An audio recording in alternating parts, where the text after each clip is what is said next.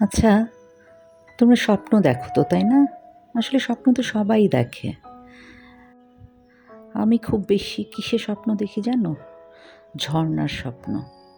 আমার ঝরনা না খুবই পছন্দ।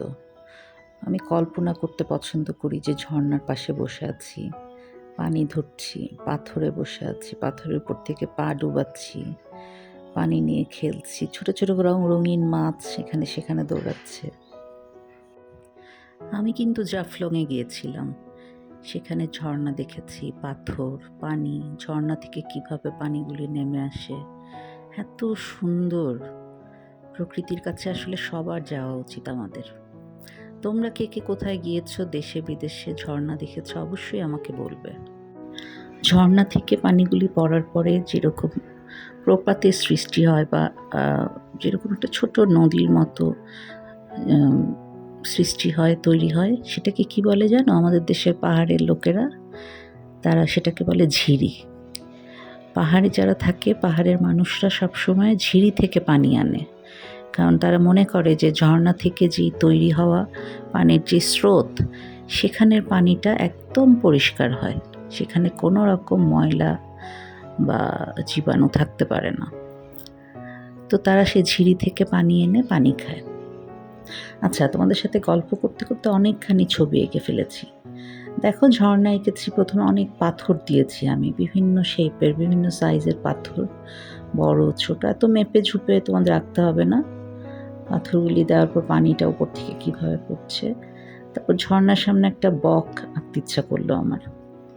বকরা তো বিভিন্ন জায়গায় এসে এসে মাছ খায়, এক পা তুলে থাকে, তা তো জানোই তোমরা। দেখো, বকটাও এঁকেছি। বক অনেকটা রাজহাঁসের মতোই, কিন্তু রাজহাঁসের যেমন ঠোঁটটা চ্যাপ্টা, আর বকের ঠোঁট হচ্ছে লম্বা চোখা। আচ্ছা, তারপর এই পাশেও কিছু পাথর দিলাম।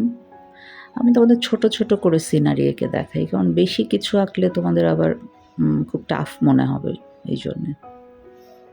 তো ঝর্ণার এই পাশেও গাছ, এই পাশেও একটু একটু গাছ আছে, আবার পানির স্রোত বয়ে যাচ্ছে, উপর থেকে পানি পড়ছে।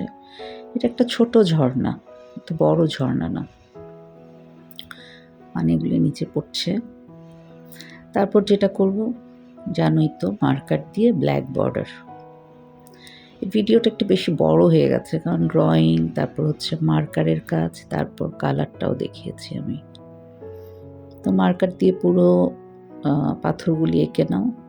পাথরের যে কত রকম শেপ হয়, বড় বড় পাথর থাকে, পাথরের মধ্যে প্রচুর শ্যাওলা থাকে, পিচ্ছিল হয়ে থাকে। যারা ঝর্ণা দেখতে যায় দূরে কোথাও, তারা অনেক সময় অনেক অ্যাক্সিডেন্টও হয় পাথরের থেকে পড়ে যায়। তো আমি গিয়েছিলাম কিন্তু জাফলংয়ের পাথর এত সুন্দর, সাদা পাথর, দেখতেও ভালো লাগে। পাথরের উপর ছবি আঁকতেও খুব মজার। আমাদের পাথরের ছবি এঁকেও দেখাবো আমি।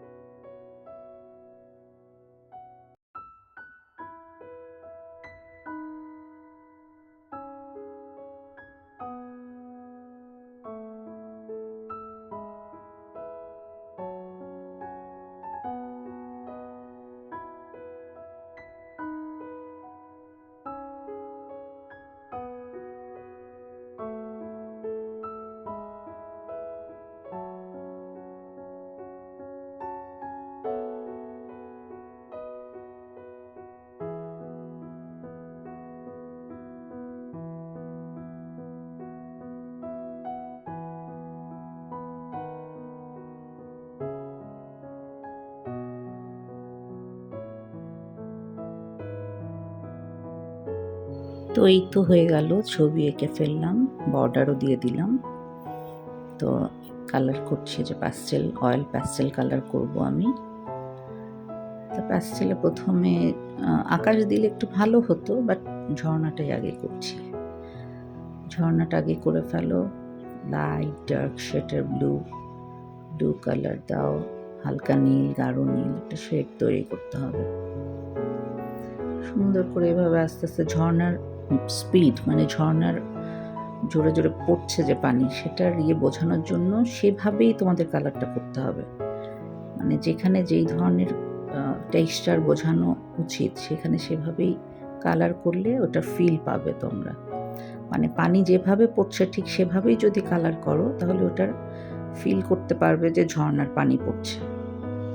তো সেভাবেই আমি দেখাচ্ছি, যেভাবে দেখাবো সেভাবে করবে, দেখবে তোমাদেরও ঠিক এমনই হবে, সুন্দর হবে ছবিগুলি।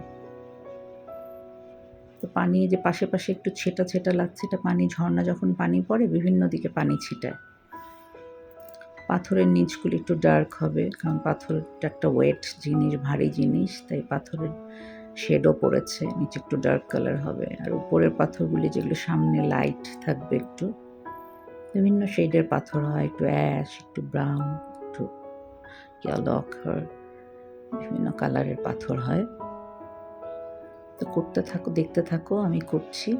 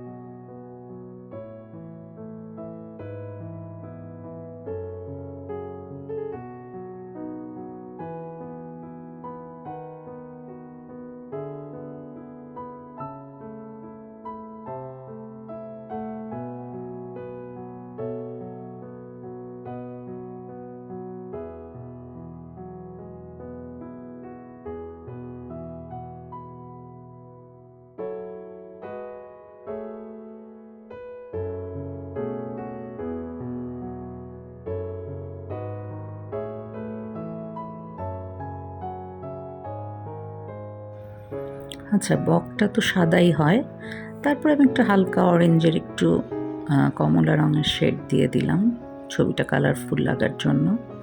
পুরো হোয়াইটের সাথেও মাঝে মধ্যে কিন্তু একটা অ্যাশ, একটা ব্লুইশ, একটু অরেঞ্জ থাকে, একটু শেড দিয়ে দিলাম, ছবি ভালো লাগবে দেখতে, কালারফুল লাগবে। বকটা আবার মাছও ধরেছে, দেখেছো তো?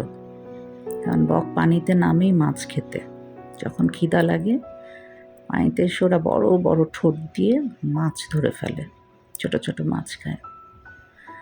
আচ্ছা, সামনের পাথরগুলো কালার দিয়ে দাও। কত আমাদের আসলে শেডের, তোমরা যদি একটা বক্স কিনো অনেক শেড থাকে, সব কালারের শেড আছে, এই জন্যই তো রং করতে এত মজা লাগে, সব শেড রেডি।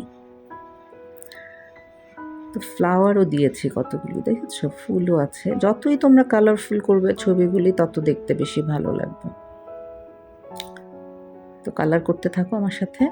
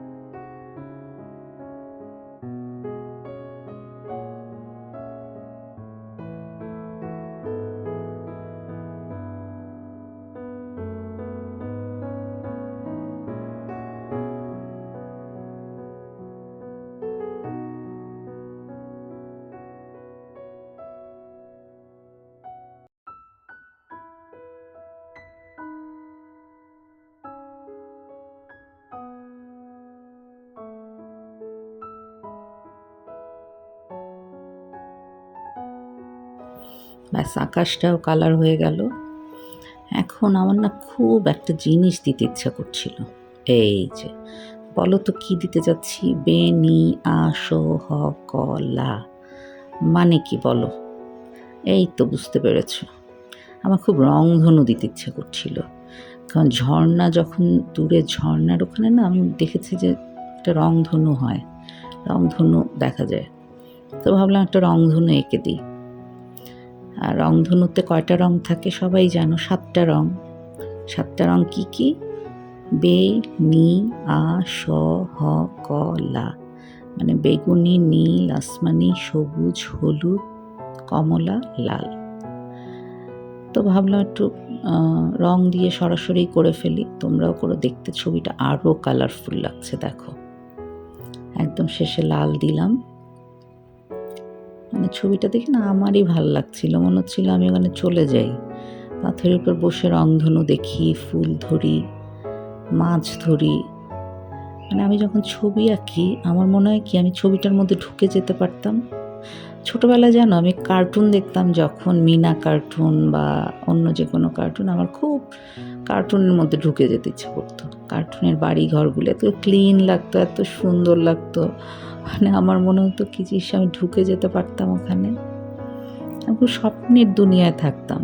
স্বপ্ন মানে অনেক কল্পনার জগৎ আমার ছিল অনেক বড়। সেই জন্যই তো ছবি আঁকতাম ছোট থেকে, এত কল্পনা করতাম। সাথে গল্প, প্রচুর গল্পের বই পড়তাম আমি। তোমরা তো এখন গল্পের বই খুবই কম পড়ো, তোমরা সবাই মোবাইল নিয়ে বসে থাকো, গল্পের বই পড়তেই চাও না। কিন্তু ছোটোবেলায় আমাদের তো আর মোবাইল ছিল না, আর টিভিও এত চলতো না, ইন্টারনেটও ছিল না, তাই আমরা প্রচুর গল্পের বই পড়তাম। আর গল্পের বই পড়লে প্রচুর কল্পনা শক্তিও বাড়ে, ছবি আঁকার আইডিয়া হয়। এবং আমরা তখন কিন্তু প্রচুর নানা বাড়ি, দাদার বাড়ি, বেড়াতে যাওয়া, গ্রাম, এগুলো দেখতাম।